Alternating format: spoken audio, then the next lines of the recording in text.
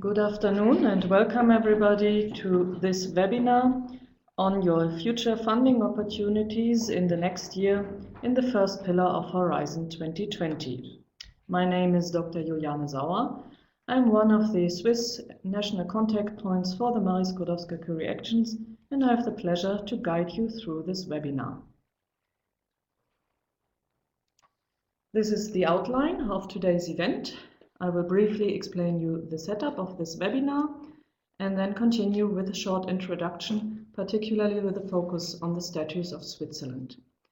I will then continue with an explanation on your funding opportunities in the next year in the Skłodowska-Curie actions, then hand over the microphone to my colleague Francesco Kienzle, who will explain the future emerging technologies, and then to Nicole Wies, who will talk about research infrastructures.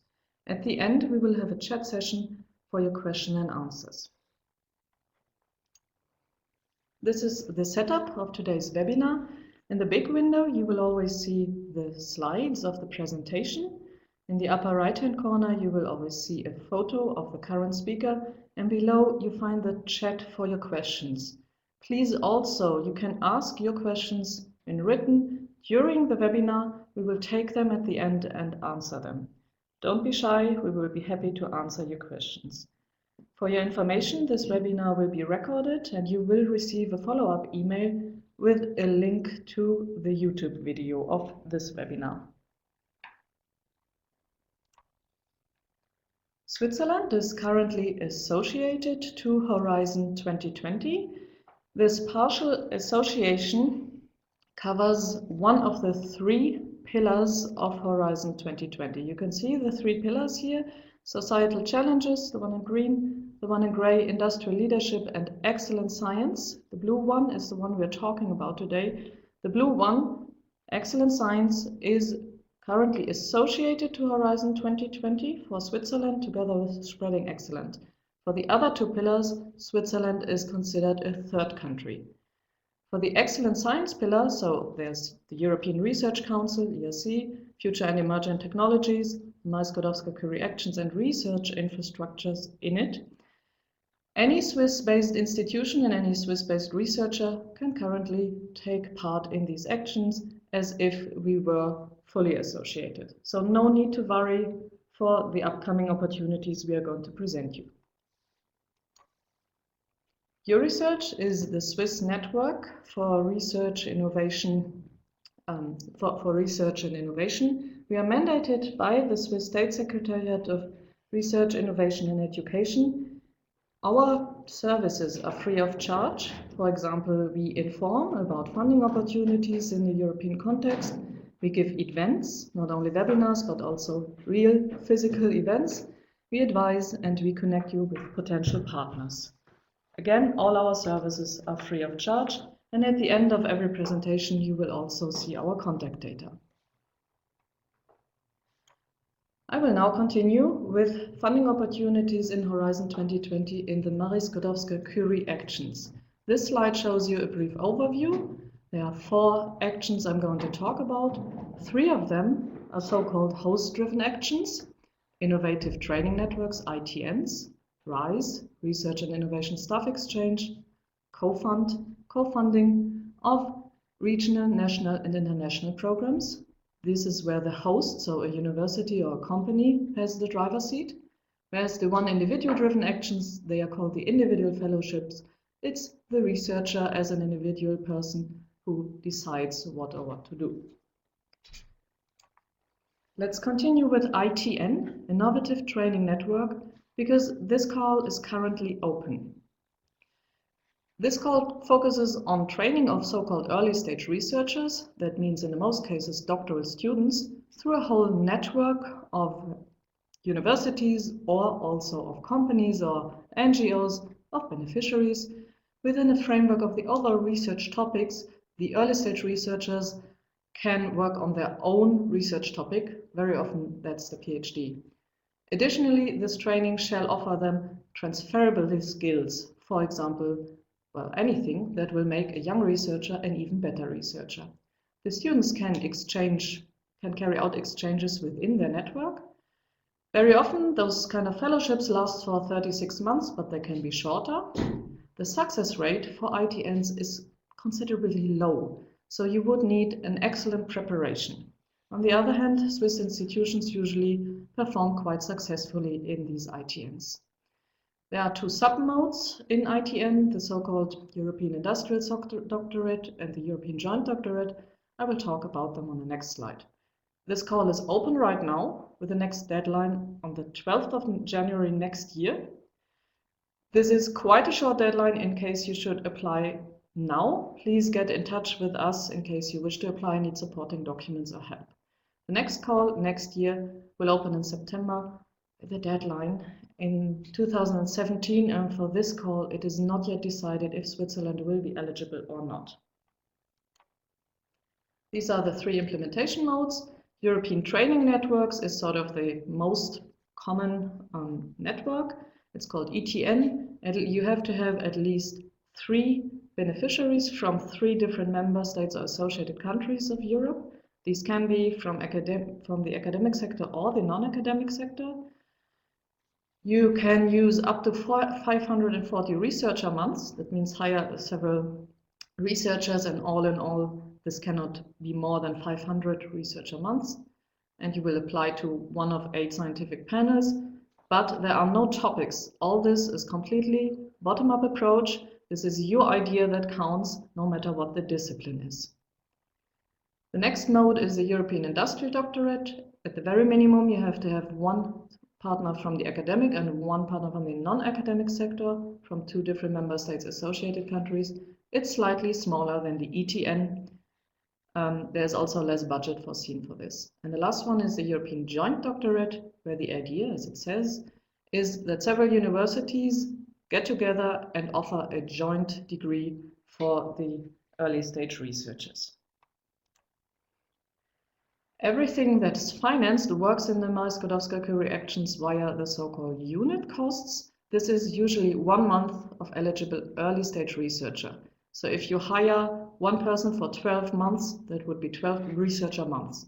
And for every one of these researcher months, you get, as you can see in the table below, a certain cost for this person, for his living allowance, which will be multiplied by a country correction office coefficient. This person will also get a mobility allowance, and in case he or she has to sustain a family, a certain budget for family allowance. On the other side is the institutional unit costs. You also get, as participating institution, 1,800 euros per researcher month for research training and networking costs, and 1,200 euros for management and overheads. Usually, the allowances for the young researchers are taxed, and it's possible to pay a top-up. I will continue with RIS, Research and Innovation Staff Exchange. Contrary to the ITNs, this is not a scheme to recruit researchers, but it focuses strongly on the transfer of knowledge via secondments of people. The idea is that several institutions get together and transfer their knowledge within the network via staff exchanges. If you take part in this and you are part in a university, you would go, for example, for 1 to 12 months. It could be less, but this could be 1 month or 6 months according to your project, or the whole full 12 months to another partner in another country and exchange knowledge. The project maximum duration is 4 years. The success rate in the 2015 call was 26%. This call will be opening tomorrow with a deadline at the end of April. And the next year, again, we might not be eligible anymore, but we'll see. There are 2 possible setups. Either you have 2 partners. It does not matter if from the academic or the non-academic sector in Europe, European member states or associated countries, plus somebody from a so-called third country, that is a country outside of Europe. So let's say Switzerland, Italy, and Morocco. Or you have another possible setup, minimum setup. You have 1 partner from an academic institution, let's say university, plus a partner from a non-academic institution in another European country, plus from a non-academic sector, It could be a company, plus then the third partner could be from Europe, but it does not matter which kind of sector. That could be, for example, a Swiss university, a French company, and a Danish other university. Again, we can see the unit costs. The staff member unit cost per secondment month would be 2,000 euro. You have to see this as a top-up allowance, and the participating institution additionally get a flat rate for research training and networking costs of 1,800 euros and management and indirect costs for 700 euros. I will now continue with COFUND, which is the third host-driven action. The idea here is that the European Commission co-funds existing or newly created fellowship programs. These can be on a doctoral or postdoctoral program. Any kind of institution can take part in this, but it's a mono-beneficiary action, and it's not aimed at the non-academic sector. This is aimed at a mono-beneficiary in the academic sector. The idea is here you offer fellowships at the minimum, I think 3 months, and at the maximum up to 2 years. The overall program can last up to 5 years, and the EU fixes a contribution to cover the living allowance for the researchers and some management costs. These rates are fixed in the yearly work program. The success rate was 25% in the 2015 call, and next year's call will open on the 14th of April with a deadline at the end of September. Any legal entity established in an EU member state or associated country which funds or manages doctoral programs or fellowship programs for researchers can apply, as well as your international European interest organizations. But again, it's a mono-beneficiary action. However, you can add also partner organizations who can then be from the non-academic sector. The EU contribution to the living allowance for contracts with full social security is fixed at 1,855 euro per person month for early stage researchers, and a little bit more, 2,625 euros per month for experienced researchers, meaning people on a postdoctoral level. The EU contribution to management costs is 325 euros. These were the 3 host-driven actions. I'll now briefly explain the individual fellowships. The idea here is that the European Commission covers fellowships for 2 years for people on a postdoctoral level. They have to be transnational, so people have to move, but they shall enhance the creative and innovative potential of experienced researchers and provide opportunities to acquire new knowledge by, for example, working on a project outside Europe or in Europe. The project shall be written jointly with a host institution by the experienced researcher. The project shall outline realistic and well-defined objectives in terms of career advancement. The idea here is really that the individual fellow can advance his or her career. There shall be a very specific plan of training through research. Secondments are possible to other institutions within Europe. The success rate of the call 2015 was 18%, and next year's call will open on the 12th of April with a deadline on the 14th of September. Who can apply? You have to have, at the point of time of the deadline, either hold your PhD or you have to have at least 4 years of research experience at the deadline. You cannot apply if you do not have your PhD yet, and in case you don't have it and have less than 4 years of research experience. You cannot apply without PhD or less than 4 years of research experience. Additionally, you have to comply with the so-called mobility rule. The researchers who apply shall not have resided or carried out the main activity in the country of the future host organization for more than 12 months in the 3 years prior to the reference date, and the reference date again is September. You have to count here, in some cases maybe the day, but it's really, really important that you comply with the mobility rule. It's all about being mobile. There are 2 types of fellowships, the European Fellowship and the Global Fellowship. The European Fellowship is aimed at fellows coming to or moving within Europe. and it's from 12 to 24 months.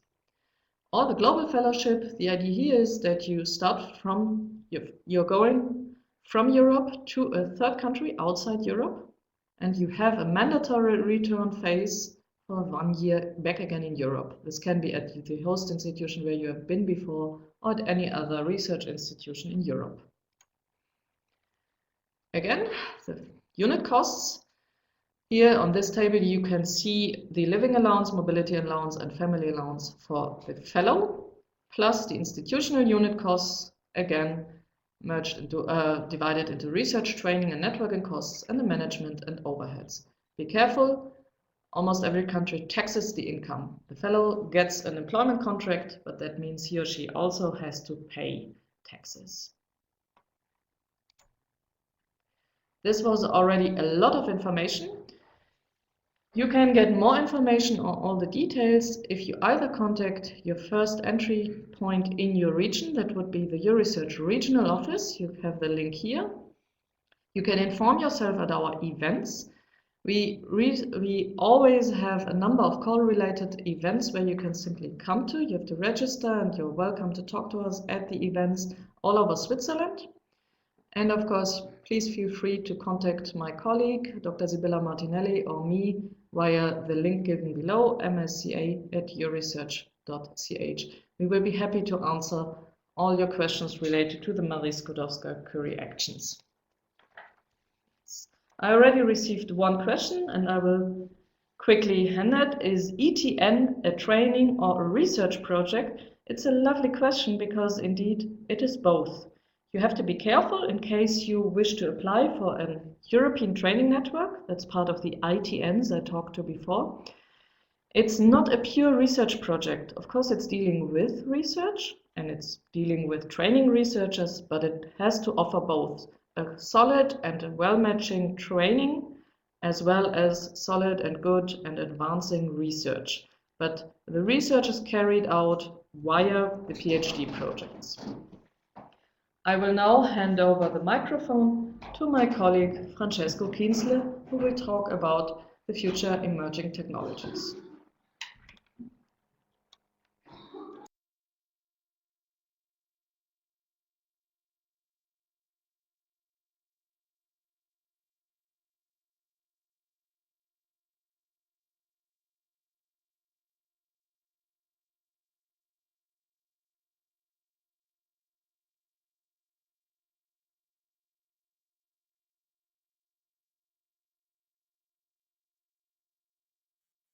Okay, so hello everybody. My name is Francesco Kienzle. I am the Swiss National Contact Point for Future and Emerging Technologies. I will be presenting you the Future and Emerging Technology program. We have the slides should get up in a few minutes.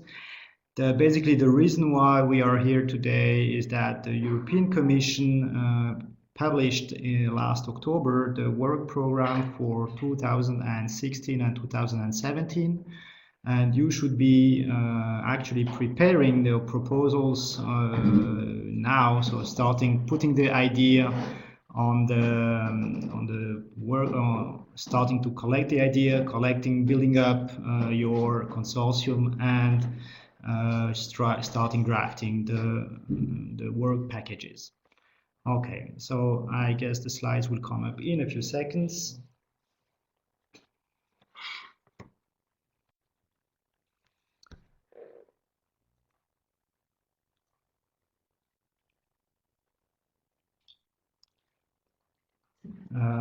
So the Future and Emerging Technology is historically from an ICT area, so that was under FP7, it was under ICT, but newly under H2020, it has been opened up to all the areas, so all the thematics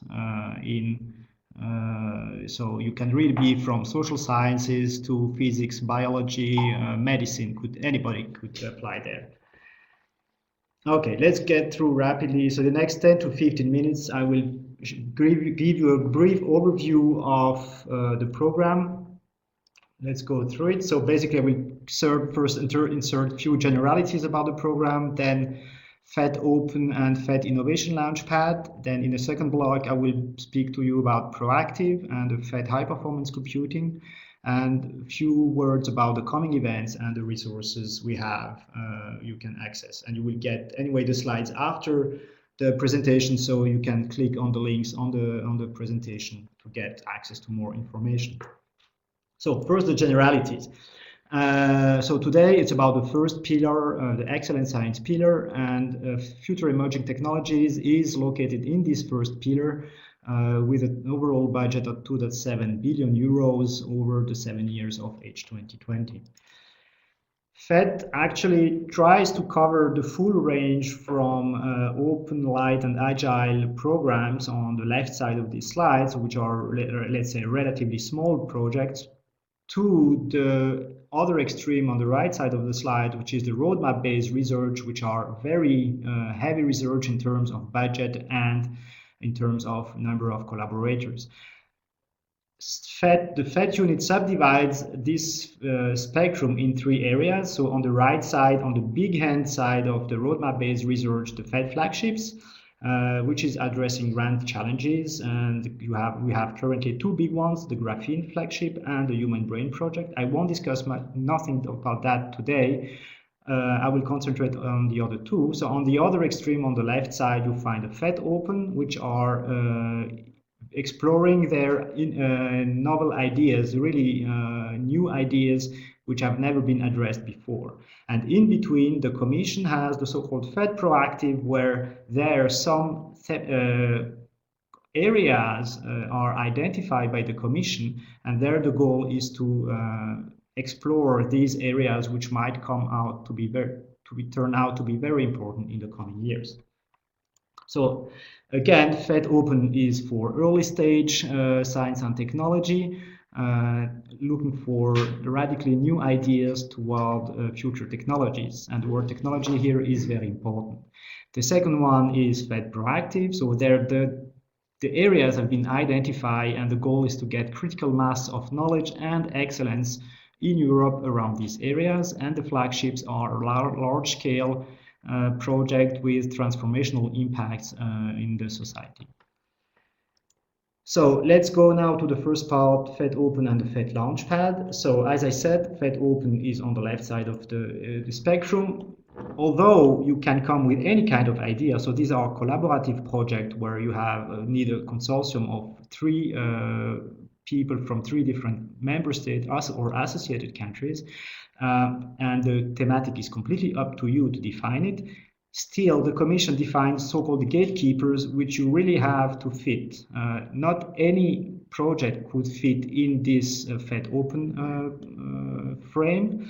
And let's go quickly through it. The first is the long-term vision. So you can't come just with an idea and that's it. And you really have to have a kind of 10 to 15 years perspective with an original and radical long-term vision about what you want to achieve beyond your proposal itself. Then you have to bring also a breakthrough in terms of science and technology. So really have to be ambitious, but nonetheless very concrete in the breakthrough you want to achieve. You have to be foundational. That means you have to bring the basis for a new line of technology. So your idea will change the way we will think about process, we will do research, we will do technology tomorrow. And that has to be foundational. The novelty is very important, of course, novelty in the ideas or in the concepts. The Commission, of course, is willing to go for high risk. So again, be ambitious. The Commission knows that what they are going to fund is very risky, but they encourage you to be very ambitious. Nonetheless, but remain concrete and have a clear technological long-term goal. And interdisciplinary is also an important element in that.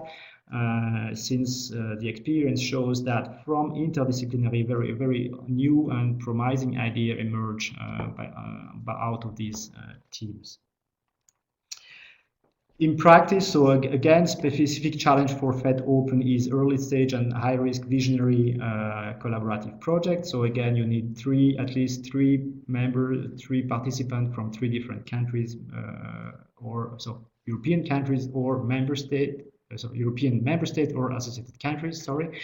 And The project size is typically up to 4 million euros with a typical duration 3 to 4 years. The submission is very slim, so the proposal is only 16 pages, so it's 1 page for the cover page and 15 pages for the proposal. And it's a one-step submission, so you submit and 5 months later you get an answer. There are for 2016 and 2017 3 deadlines. The next one will be in May next year, and the other deadlines are in 2017.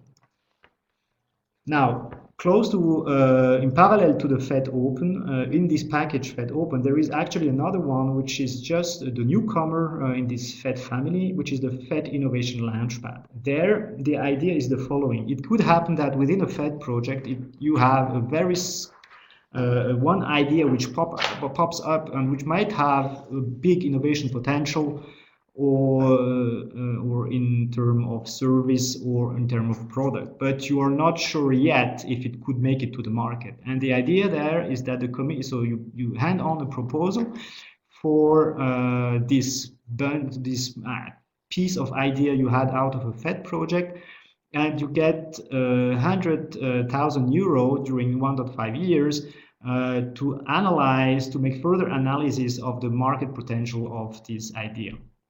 Also there, it's a very slim proposal. It's 8 pages, one-step submission, and you should get the answer after 5 months. 2 deadlines are foreseen for the coming 2 years, one in September next year, and another deadline 1 year later. So that was it for FET-Open and FET Launchpad. Let's now shortly talk about FET Proactive and the FET High Performance Computing. FET Proactive, as I said before, is in the middle between the very bottom-up, so you come with the idea, and the big flagship. So in between, the Commission basically defines areas where they want to see research and technology happening in coming years, and it's up to you to come with a proposal. The idea again here is to set up a community in Europe around these thematics and to gather knowledge and skills to foster a broader innovation ecosystem in these areas. The projects are a bit bigger.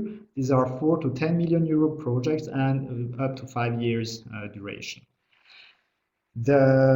Also there, it's a one-step submission, and the proposal is a bit larger, so 31 pages. There's only one call for 2016. There will be no call for 2017. So it's one call next year with a deadline on the 12th of April. And here are the areas which the Commission identified. So the first are 4 areas, each of them subdivided in sub-areas. So basically you submit to one of the sub-areas, the point A, B, C shown here. And I will go quickly through it. The first area is technology and society, where there are 2 subtopics: being human in a technological world. So here is how the impact of technology on humanity, new science for a globalized world, how will we do science tomorrow in the society of tomorrow, which change in terms of social media and so on. The second area is for biotechnology. There are 3 sub-areas: intra and intercell bio-nanochemistry, as well as technologies, the bioelectronics, medicine and therapies, and the last one being cognitive neurotechnologies. The third area is for information technology, where they will be concentrated on new computing paradigm and their related technologies. The second one will be on quantum engineering, so devices that exploit quantum phenomena. And the third one is going to be hybrid optoelectromechanical devices at the nanoscale. And finally, the fourth area for this FET Proactive is going to be new technologies for energy and functional materials, with their two sub areas: ecosystem engineering and complex bottom-up construction. So these are the FET Proactive areas where you should apply. So in one of them, with the deadline in April next year. Now, parallel to the FET proactive areas I've shown you, historically, the European Commission has a big program on high-performance computing. And historically, the funding is located in research infrastructure and in FET, and these are the part of FET high-performance computing, which is going on now since the beginning of Horizon 2020. And for 2016 and 2017, we are slowly moving to what is called a pre-exascale system. And for 2016, there will be only one topic which will be funded, which is the co-design of high-performance computing system and applications. And in 2017, we will see the first system which are to transition toward the exascale computing, as well as developing the high-performance computing ecosystem development. That's it for high-performance computing. Now, be aware that FET, in particular FET-Open, it's a very competitive scheme. So basically, the success rate is about 2%. So it's a very crowded program, and please make sure that you do fit in the FET-Open, so in the 6 gatekeepers I've shown you, or that you fit within the proactive thematic. Now that's it for the program. So it was a quick overview. Just a few tips about events. So the next big event that the Commission will be doing is on the 25th of January in Brussels. There is a one-day event where the Commission will present both FET-Open and FET Proactive, as well as a networking session which will be organized. We don't have a link yet for the registration, but that should come in the coming weeks. If you can't attend the event in Brussels, that will be probably web streamed, so you can follow it up, and there will be probably also, you will have the possibility to ask questions online. So that's what they did in July, and so you can do it from your office. We will also be doing events about FET. So in 2 weeks from now, I will be in Geneva to present ICT and FET, and there will also be other events next year. We will be planning, so we are currently planning an applicant training somewhere end of January, beginning of February next year. There is already a bunch of information available on the web. I encourage you, for those of you submitting to FET-Open, I encourage you to have a look at the event that took place on July 6th in Brussels, where the FET-Open has been described. And there, of course, there is a web stream for which from the event on Lisbon ICT 2015, where also FET has been presented by the Commission. That's it. These are a bunch of links you will get after the webinar. So the follow-up mail, of course, our webpage, so Euresearch.ch/FET has the links I've mentioned here, and the participant portal of the Commission, Twitter account, so where the FET unit is very active, and a few links on FET-Open and on open access and data management. Of course, you can, as Julie said before, all regional offices are close to you and there to help you. So don't hesitate to ask them. And I am myself available for any of your questions. Thank you very much. Oh, there already, the first question I got is how many partners for FET-Open Launchpad are required? So it's a very good question. I didn't go into the details. So actually, one partner is enough. So you can apply on your own for the FET Launchpad. So there is not this limitation of 3 partners, but one is enough. You can apply on your own. Make sure, by the way, that if you are applying for FET Launchpad based on an idea which belongs to another consortium, make sure that you have the rights to exploit their idea. But yeah, that's it. Thank you. And now I pass over.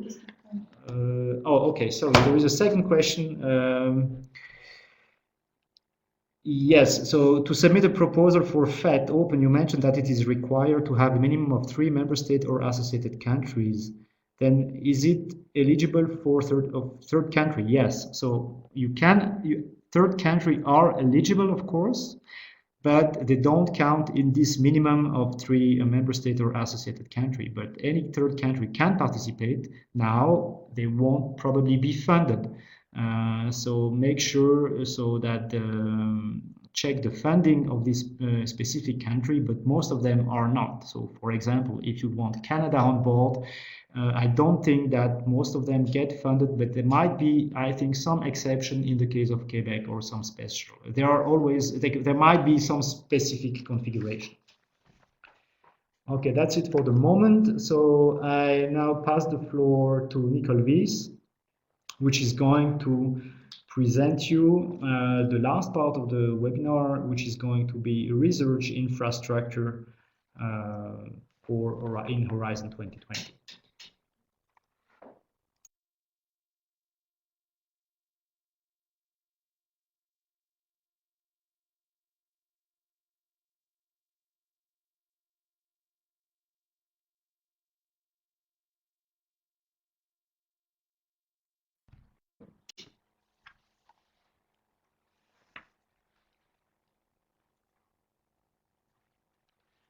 Good afternoon.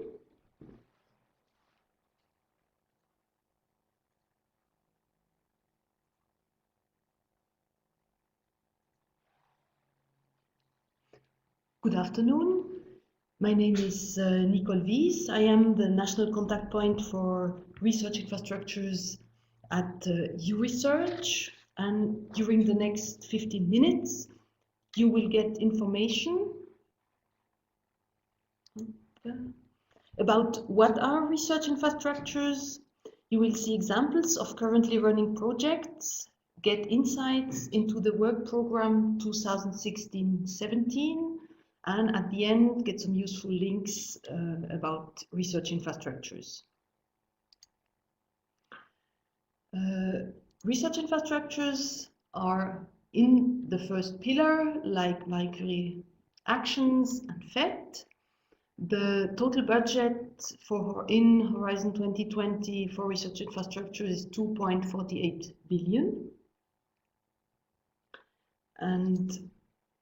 But what are exactly research infrastructures? They are facilities, resources, and services that are used by the research communities. They include major scientific equipment or set of instruments. They include also knowledge-based resources such as collections, archives, or scientific data. E-infrastructures such as data, computing, and software systems. Any other infrastructure of a unique nature essential to achieve excellence in research and innovation.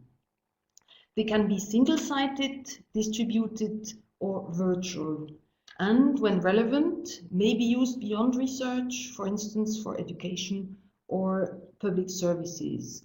And examples include the Large Hadron Collider at CERN, a data center, or a ship for environmental research.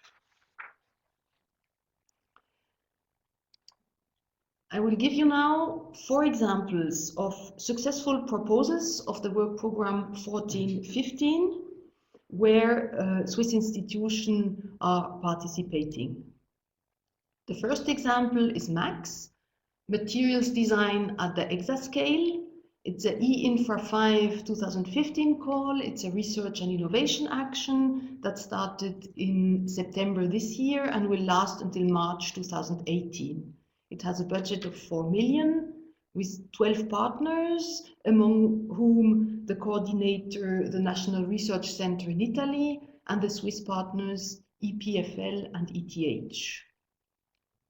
The second project is Eurocircle, European Circular Energy Frontier Collider Study. It's an InfraDef 1 2014 call. It's also a research and innovation action, which started in June this year and will last until June 2019. It's roughly the same budget as the previous project, 4 million euros with 16 partners. It's coordinated by CERN, and Swiss partners are EPFL and the University of Geneva. The third project is Actris 2. It's the follow-up project of Actris.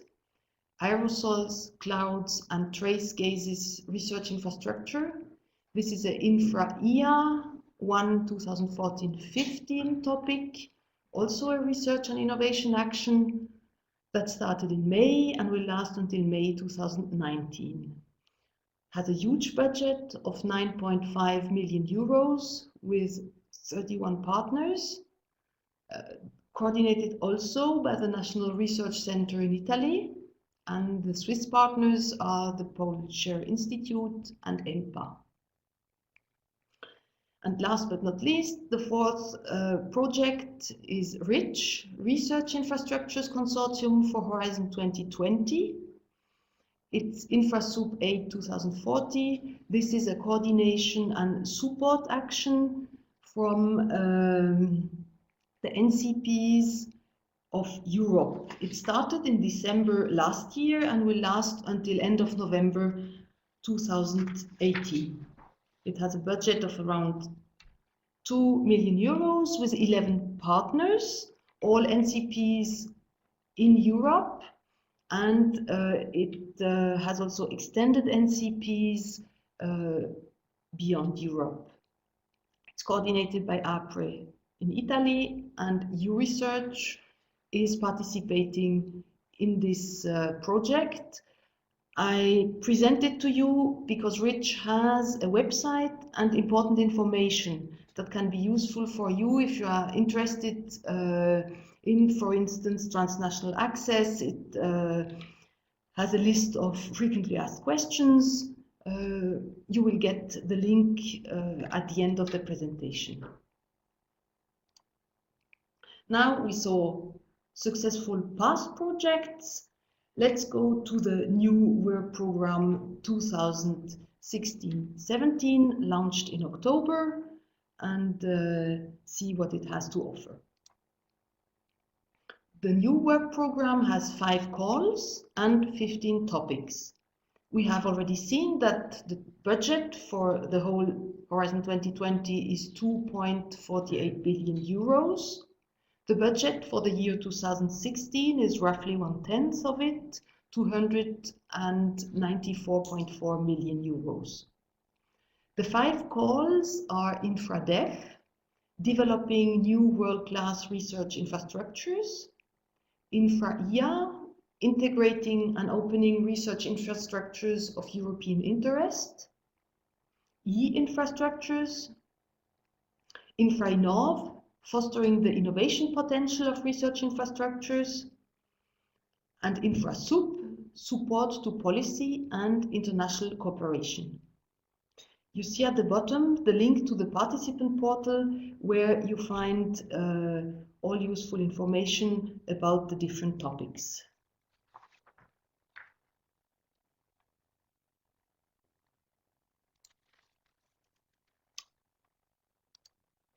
What is new in this work program 2016-17?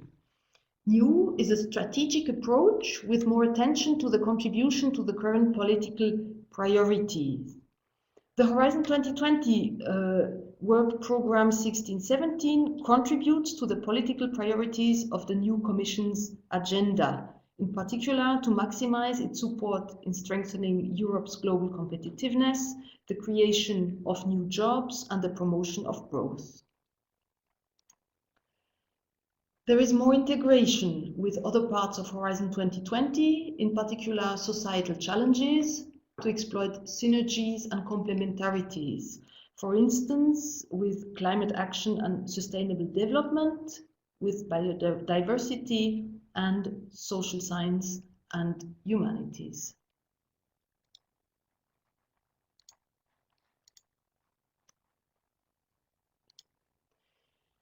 And new is also expanding the role of research infrastructures in the innovation chain to foster the long-term sustainability.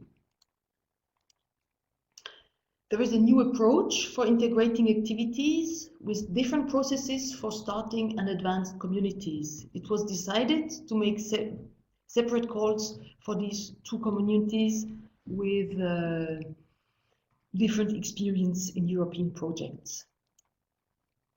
There are more open and bottom-up topics and a more coherent VP. The Open Research Data Pilot and the Transnational Access Virtual Access provision is applicable to both research infrastructures and e-infrastructures. So now let's go more in detail in the different topics of the 2016 work program. Let's start with InfraDev. You have in the table for each topic the type of action. For instance, InfraDev 02 2016, the preparatory phase of S3 projects is a CSA. You have the expected EU contribution per topic, here 4 million euros, and the total budget for the topic of 40 million euros, and the deadline 22nd of June 2016. InfraDev 2 is a call restricted to projects on the S3 roadmap. InfraDev 03 2016-17, individual support to S3 projects and other world-class research infrastructures, is open not only to projects of the S3 roadmap, but to other important infrastructures as well. InfraDev 04 2016 is the European Open Science Cloud for Research. Then InfraIA has 2 calls. As said previously, there is one call, the InfraIA 1 2016-17 is integrating activities for advanced communities. And then InfraIA 02 2017 is integrating activities for starting communities. It's a 2017 call. It's the only call in the Research Infrastructures work program being 2-stage, and deadline for the first stage is already end of March 2016. It's why it's listed here. And integrating activities have specificities. They have 3 mandatory components.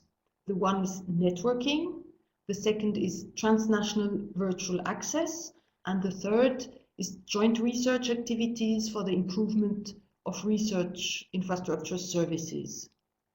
And maximum 1 proposal per area is expected to be funded, as integrating activities aim to coordinate and integrate key research infrastructures in given fields, avoiding duplicate efforts. Then let's get over to e-infrastructures. We have 2 calls in 2016, e-infra 11. It's support to the next implementation phase of RIS. e-infra 22 2016 is user-driven e-infrastructure innovation with 2 subtopics. Both are research and innovation actions. Then InfraInnov 02 2016 is support to technological infrastructures. And InfraSup has also 2 calls in 2016. InfraSup 1 2016 is policy and international cooperation measures for research infrastructures, whereas InfraSup 03 2016 is support to policies and international cooperation for e-infrastructures.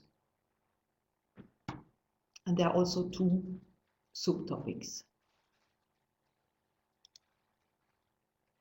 Then there are also other actions. Money was reserved for the presidency event, the launch of the 2016 S3 roadmap, which will take place in March in Amsterdam.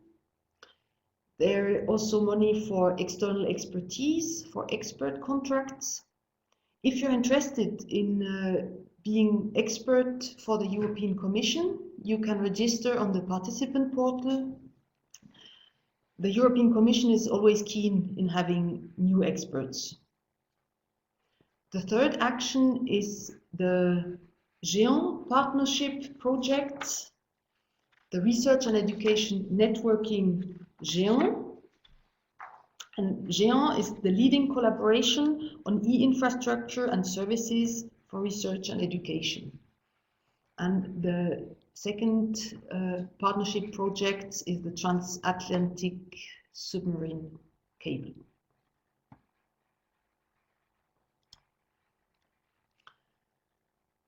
Here are several useful links. If you are interested in research infrastructures, there are 3 different sites from the European Commission. There is also the website of RIS, the NCP network for research infrastructures, where you find useful information. Euresearch has a dedicated website for research infrastructures, where you find information about events, open and forthcoming call, for instance. And S3 has also a dedicated website. If you have questions, here are my contact details, and do not hesitate to contact me. With this, I thank you for your attention and will be happy to take your questions in the following chat questions. We will now start with questions for research infrastructures and then continue with Marie Sklodowska-Curie actions and FET afterwards.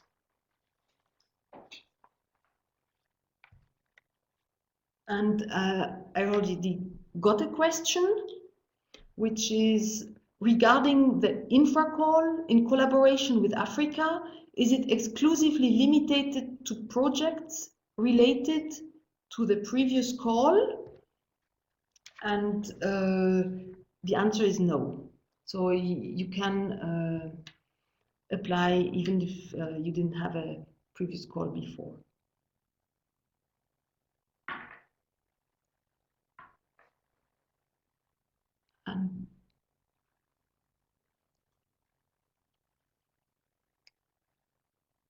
If there are not any more questions, then we will be happy to receive also your questions via email.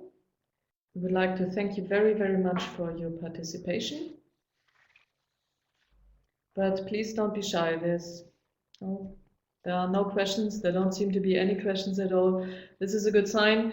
And you will get a follow-up email with the link to this presentation and to the video on our YouTube channel. And again, please don't be shy. Contact us or your nearest regional office in case you would like to ask for any support for the next funding opportunities. Have a good afternoon. Goodbye.